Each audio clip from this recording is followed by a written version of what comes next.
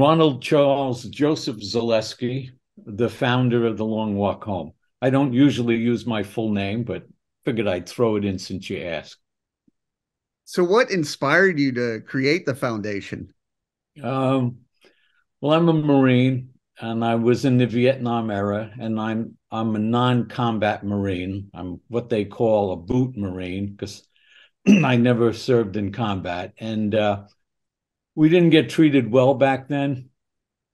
And I was angry for 33 years. I blamed everybody else. I was just one angry guy. I got an empty sidewalk pretty much wherever I went in town. And what happened was when I was in, I don't believe in killing. I went in to hurt my parents because I won the draft lottery. Back then they had a lottery. My number was 34. So you knew I was going. And I went in with a buddy that had a record. He convinced me to go. Well, he talked to me. His number was 16. He says, "Oh, go in with me. We're going to go anyway." And I said, "The only way I'm going is if the FBI take me because I'm not going in." Because before I was in the Marine Corps, I was in the Merchant Marines. I was 17. We were on a freighter delivering military equipment to the Arabs. And I said, "How can we do this? How can we give weapons to the enemies of our friends?" And they all laughed at me and said it's about money. And I was 17 and the world was black and white. And I'm Catholic, and I was really Catholic then and believed it's wrong to kill no matter what. And I contemplated suicide because I didn't want to be part of this. I couldn't see, I didn't feel good about myself. I figured I'm going to go to hell because I'm helping kill, people. And I had a vision then, an epiphany that we're here to love one another, and it was okay, and then you can't really explain a vision or an epiphany like that because I just got why we're all here. And then, I had no problem with it. I was fine. And, I went about my way. But like I said, then I got, drafted. Well, and won the lottery and got to go in the Marines. And then I got into a fight with my commanding officer and said, I'm not going. And he said, well, I said, the only way you're going to get me over there is if you chain me to a helicopter because I'm not going. He says, is that right? I said, that's right. And I went home on leave and I didn't tell my parents because I had told them when I was going in the Marines to hurt them because, you know, they don't want to lose their son. And it's, at 19, you're not thinking anything, you're thinking most of the time, And so, so I didn't say anything when I got home on leave, and I got down on my knees and I prayed and I said, God, help me, because I don't think I have the courage not to shoot another man. I'm afraid and I want to live. So I went back. I wasn't going to run to Canada. So I went to my duty station and I was prepared to go to prison for 5 years to face a firing squad because that my belief was that strong that it's wrong. So I'm supposed to go with 5 other guys. They all go. When it comes to me, I said, I'm not going. They said, don't worry, you coward. Your orders have been changed. And I'm like, thank you, God. And then a month before I get out, I meet one of the 5 and he's limping. And I said, what happened? He said, we all got shot and 2 died. So all of a sudden I was just flooded with the guilt and the anger.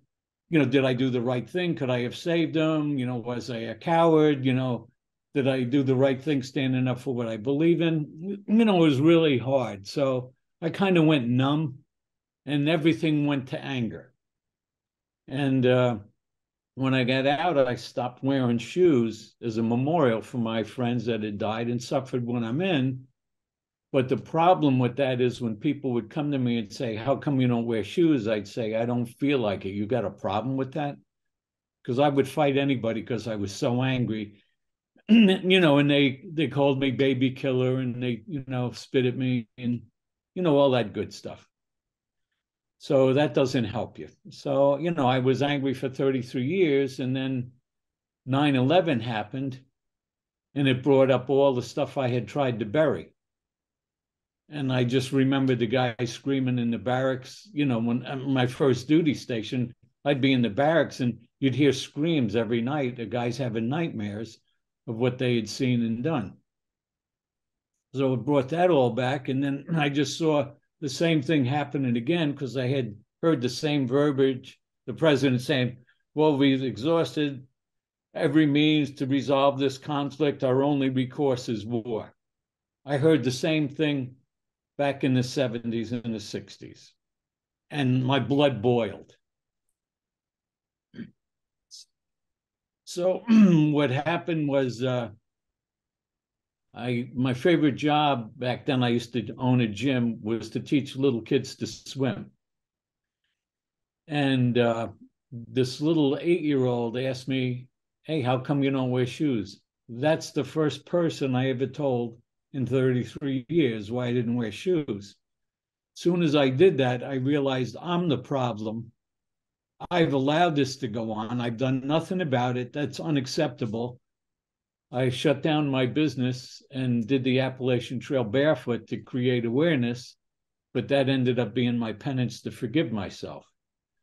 And nothing changed. So in 2010 and 11, I made a sign and got a petition and then walked across the country barefoot with this petition, getting people to sign it, which I was going to storm Washington with because I'm this genius that knows what to do and they can't figure it out. They know exactly what to do, but they're just not doing it. I just didn't realize that. I was so naive.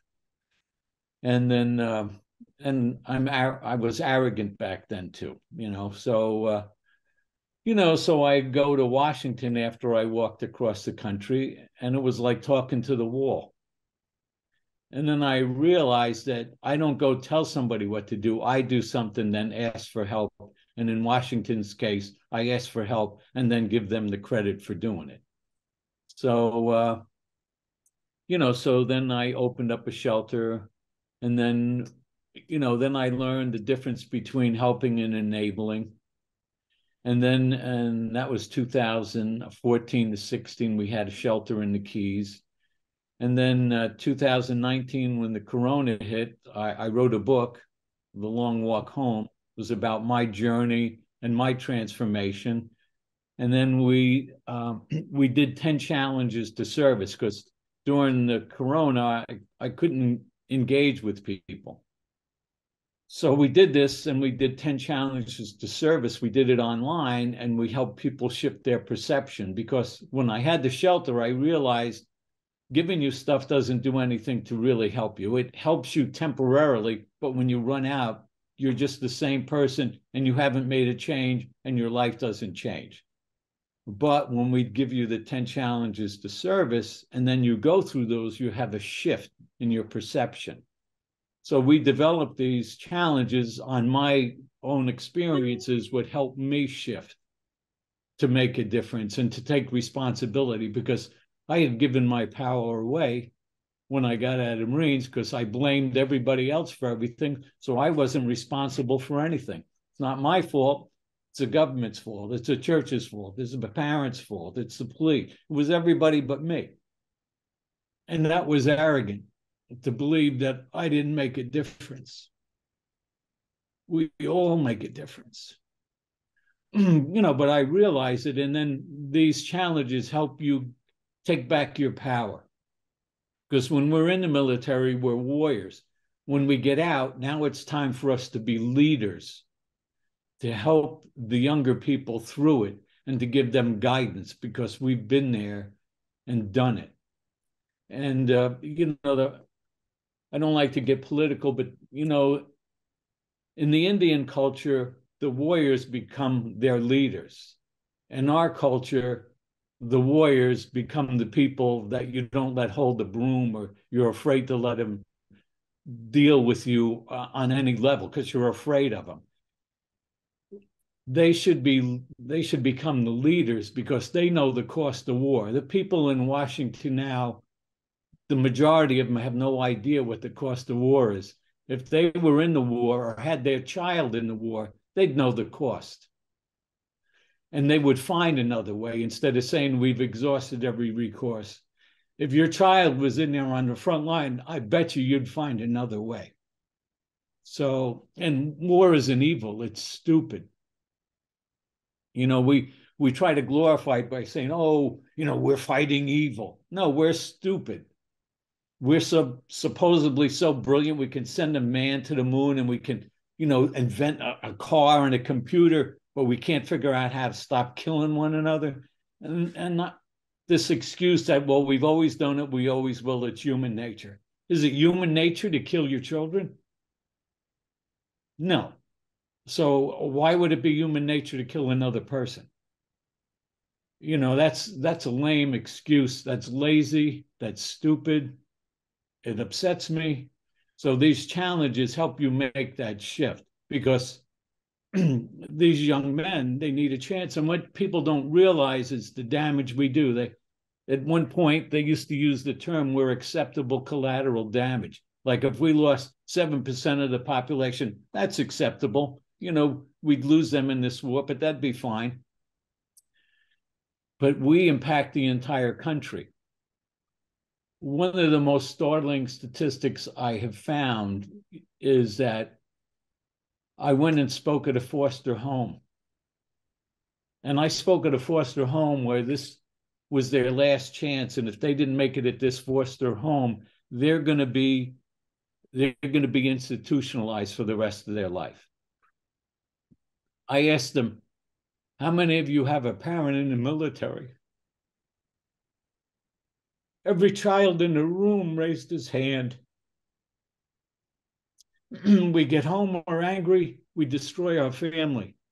We beat the kids, we lose the kids. We beat our wife, we lose the kids. We drink or we do drugs, we lose the kids. We kill ourselves, we lose the kids. We go to jail, we lose the kids. The kids end up in a foster care and they feel they're not loved. Their suicide rate in a foster care is 25%. By the age of 21, 80% of the boys will be in prison. 80% of the girls by that age will be an unwed mother. People don't realize the damage we do, so we just let it go on. Oh, it's acceptable. It's not acceptable. We're destroying our own country with this. And to me, people say, oh, well, I can't do anything. Yes, you can. You go and you see a guy in a uniform and you say, oh, thank you for your service. And you run away, or you don't look him in the eye, or you're afraid of him. You say, thank you for your service. How can I help you? What can I do for you? And you look him in the eye. Or you see somebody that's in trouble and you say, are you okay? And they're like, yeah, I'm okay. No. Are you okay? What's going on? Can I help? And then they'll tell you. But we just want to hear that soundbite, and we don't really want to do anything with anybody. I mean, it's nice if they say thank you for your service. It's a whole lot better than calling you baby killer. But we each can do something. And civilians don't have the same experience we've had. There's this big divide. And, understandably, we've had an experience you've never had, and we hope you never do. And you can't really understand it. You can kind of understand it. You can get an understanding, but you'll never know. And two guys that have gone through the same experience will really never know what the other guy experienced because we all see the world a little different. So, that's what we do. And these challenges we do, it's something that you can do with somebody else. And we like to pay it forward. The biggest thing we do, the most powerful thing we do, or we do campouts. You can either go walk with us or camp out with us for 2 days or just come and join us on a walk. And then you're totally off the grid because when you're on the Zoom or this thing here, you're on all the time. When we have you out in the woods and you don't have this with you, you're disconnected and you can focus on you, and you can go inside and look for the answer. We're always looking for the answer out here. No, we all know the answer right in here, but we don't give ourselves time to listen.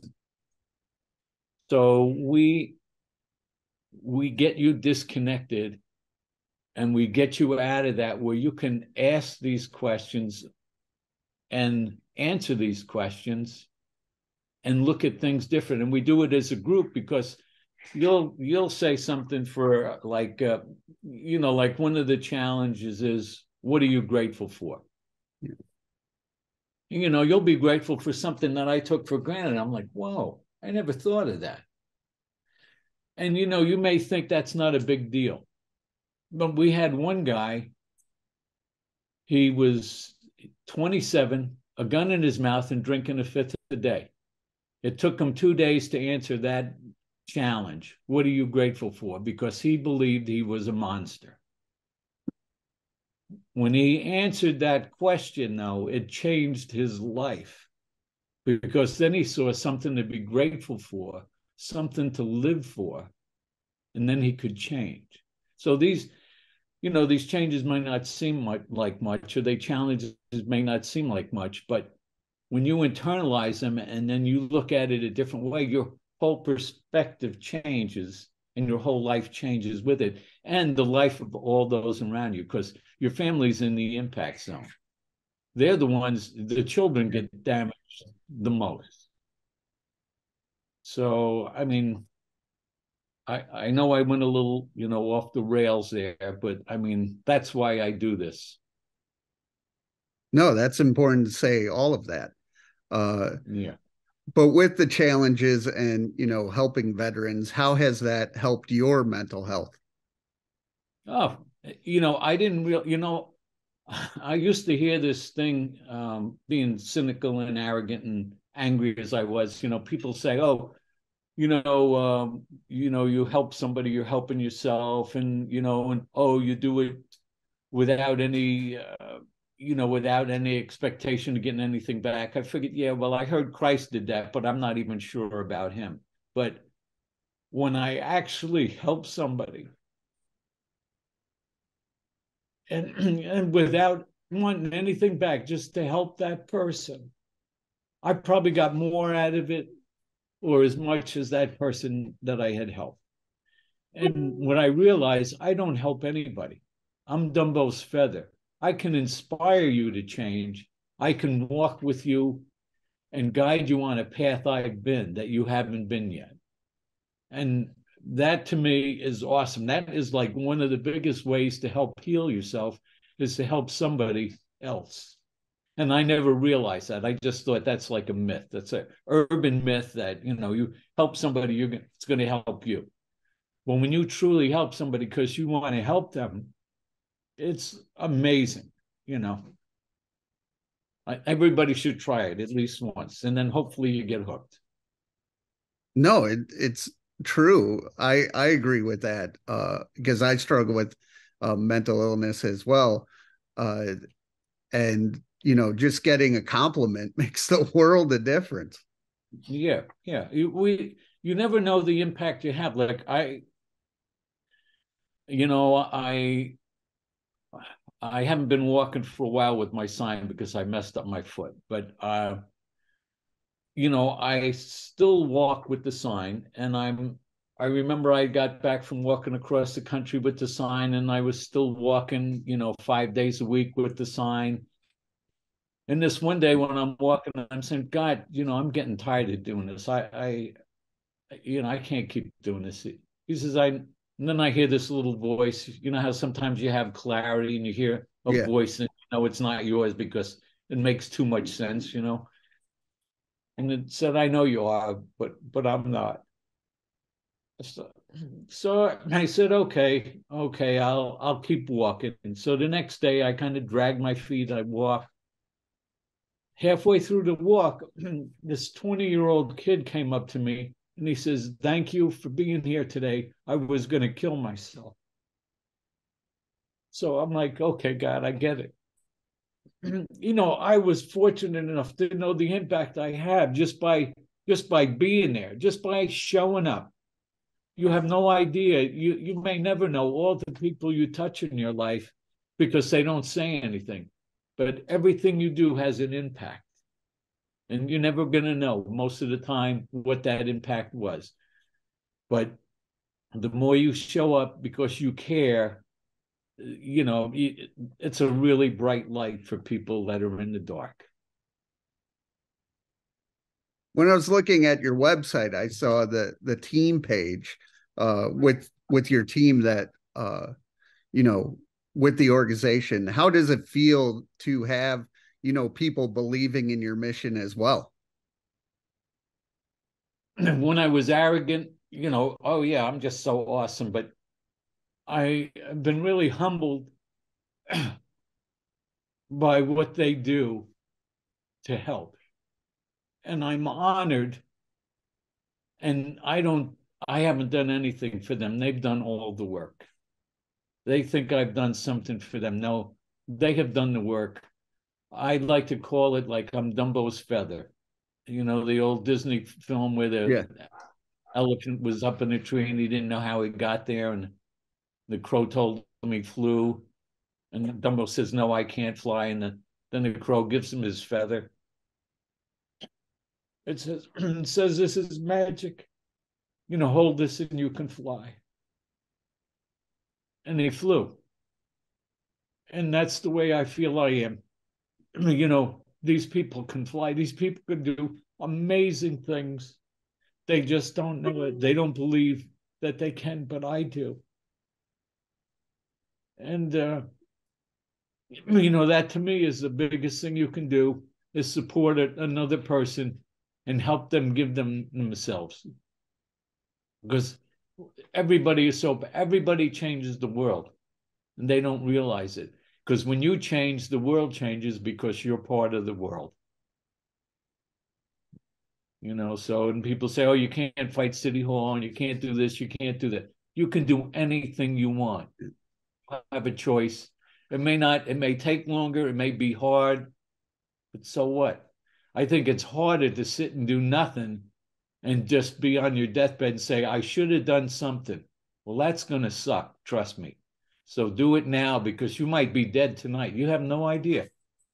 Just because, we're younger or, people that live to be 100, oh, yeah, I got plenty of time. No, you don't.